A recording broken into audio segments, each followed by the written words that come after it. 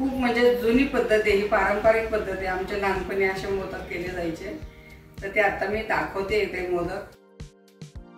आकार पटका।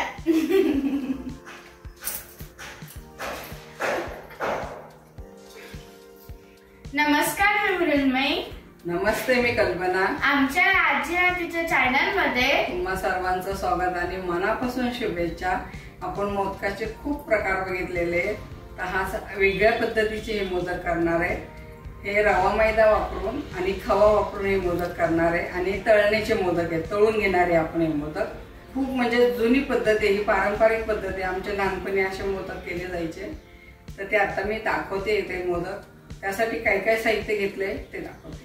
त्यासाठी एक बाउल मैदा घेतलाय, त्याचा अर्धा रवा घेतलेला आहे, एक मोठा नारळ किसून घेतलाय, हा पाव किलो खवा आहे, 10-12 बदाम, काजूचे तुकडे, वेलची आणि पिठामध्ये घालायला थोडंसं मीठ आहे आणि मोहन म्हणून मी 2 चमचे ह्या पिठामध्ये तूप टाकणार आहे, ते तूप घेतलंय। आजी तू हे कर, मी लागताना तुला मदत करायला येते। ठीक आहे, चालेल। चला आता इथं आपण मोदकासाठी पीठ मळून घेऊया। एक बाउल मैदा घेतला होता, आधी मैदा घेऊ।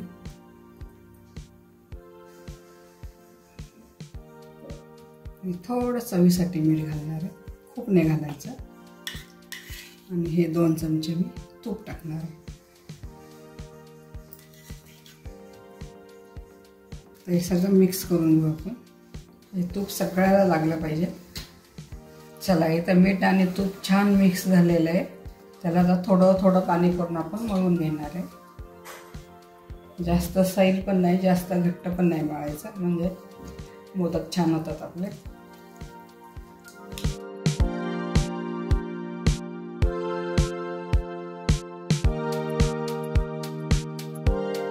चला, एकदम मोदकाच्या पारेचं आपलं पीठ मळून झालेलं आहे।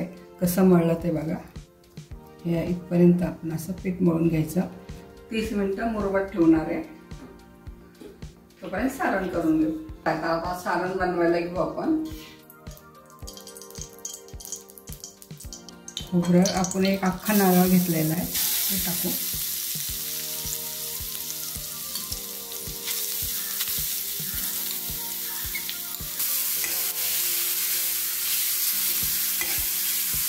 आपण लगेच खवा पण घालणार आहे याच्यामध्ये। जेवढा खवा आणि खोबऱ्याचा केस आहे ना, त्याच्या निम्मी साखर।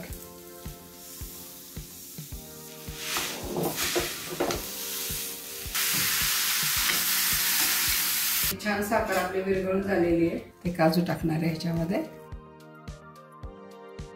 परतून घ्यायचं आपल्याला छान, ते गोळा वगैरे करायचं काही नाहीये। आपली साखर छान विरघळून झाली, ते घट्ट व्हायला लागलं की आपण गॅस बंद करूया। तर इथं आपलं सारण छान तयार झालेलं आहे बघा। छान असा गोळा होईपर्यंत आपलं सारण झालं की नाही कसं बघायचं, की असं केलं की हा मध्ये छान गोळा तयार होतो, की आपलं हे सारण झालेलं आहे। आता शेवटी टाकणार आहे आपण ह्याच्यामध्ये वेलची। ते आपण परतण्याबरोबर टाकला असता त्याचा वास निघून जातो, म्हणून आपण शेवटी वेलची टाकतो। इथं आपलं हे सारण तयार झालेलं आहे। तर हे सारण आपण थंड करून घेऊ आणि मग त्याचे मोदक करून घेऊ।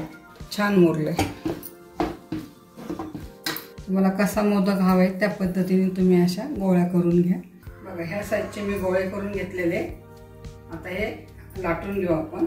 त्याला काय पीठ लावायची आवश्यकता नाही आहे। तुम्हाला जर वाटलंच तर थोडंसं खाली हा मैदा लावा। बघा, छान लाटले जाते, पीठ आपलं छान झालेलं आहे, पुढं चिटकत नाही, काही नाही। बघा, इथं मी 4-5 लाटून घेतलंय। आता ते भरायचं कसं ते दाखवते।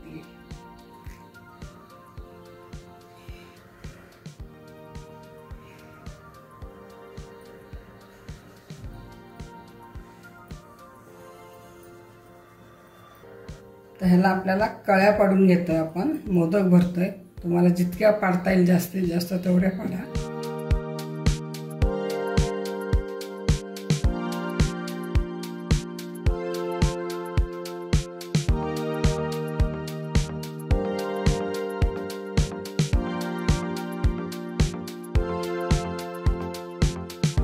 या पद्धतीने आपण सगळे आता मोदक करून घेऊ आणि मग तळायला घेऊ. तू हे तळून घे, पण हे तू हाताने केले, मी एक साच्याने करून दाखवते. ठीक आहे. तर आपले सगळे मोदक आता लाटून आणि भरून झालेले, तर आपण तळायला घेऊ. आता तेल तापलेलं आहे, आता आपण हे मोदक तळून घेऊ.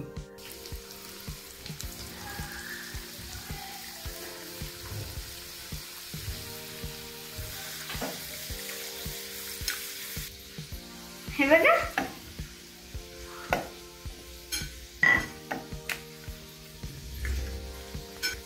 असा साचा घ्यायचा आणि मी याला पहिलेच तेल लावून घेतलं होतं. आता हे लाटलेलं पण याच्यावर ठेवू आणि हे थोडंसं प्रेस करायचं.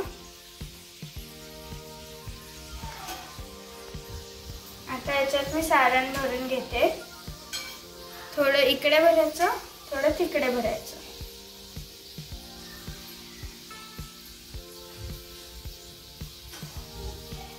थोडं थोडं करून भरायचं. आणि आता आपण याला क्लोज करू आणि याची पिन लावू. आता हे साईडचं काढायचं. हे जे थोडंसं बाहेर आलेलं ते आतमध्ये दाबायचं. तर आपण याला उघडूया. किती छान झालाय माझ्या साच्यातला मोदक. बघा, आपले हे मोदक असे छान तळून झालेत. आपण हे जास्त आंबूस नाही काढायचे आपल्याला, कारण हे रव्या मैद्याचे मोदक आहेत, त्यामुळे हे असे छान दिसतात. चला, एकदा आपले तळणीचे मोदक सगळे तळून झालेले आहेत. कसे दिसतात ते बघा, एकदम छान हे मोदक होतात. तर हे माझे मोदक पण तयार झाले.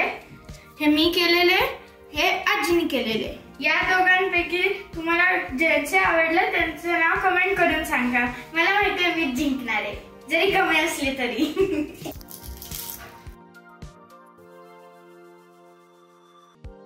आकार पटकन.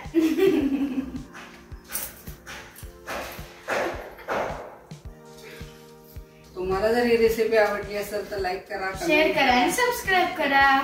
पुन्हा भेटूया अशाच नवीन पारंपरिक पदार्थाबरोबर. तोपर्यंत संत तुकाराम महाराज म्हणतात, मन करारे प्रसन्न सर्व सिद्धीचे कारण.